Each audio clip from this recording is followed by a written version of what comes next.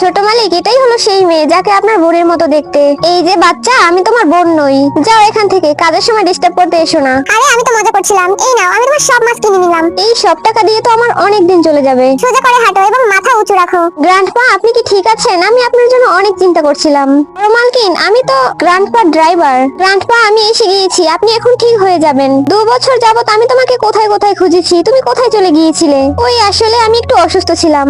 আজ গ্র্যান্ডপার সমস্ত সম্পত্তি কার্তিক স্যারের নামে করে দেওয়া হবে। আমার ওয়াইফ তো হঠাৎ করেই গায়েব হয়ে গিয়েছিল। স্যার, আপনার তো খুশি হওয়া উচিত, কারণ সে চলে গিয়েছে, তাই তো আপনি এখন এই সম্পত্তি সব পাচ্ছেন। তোমার ওই স্বপ্ন আর কখনোই পূরণ হবে না। আমি আবার চলে এসেছি। তুমি কি খুশি হওনি? আমি তো তোমাকে জীবিত দেখে অনেক খুশি হয়েছি। আমি ঘোষণা করছি, আমার সব সম্পত্তি আমার নাতি নাতনির নামে করে দিচ্ছি। গ্র্যান্ডপা, আমার কোনো সম্পত্তি চাই না। ছোট ভাইয়ের যখনই 18 বছর পূর্ণ হবে, আপনি ওকে সব দিয়ে দিয়েন। ওই কার্তিক অনেক খারাপ একটা লোক। তুমি কোম্পানিকে বাঁচিয়েছো। এই নাও, ক্রেডিট কার্ডটা তোমার। আমার এই টাকা চাই না, এটা তোমার বোনের পক্ষ থেকে উপহার ভেবে নাও।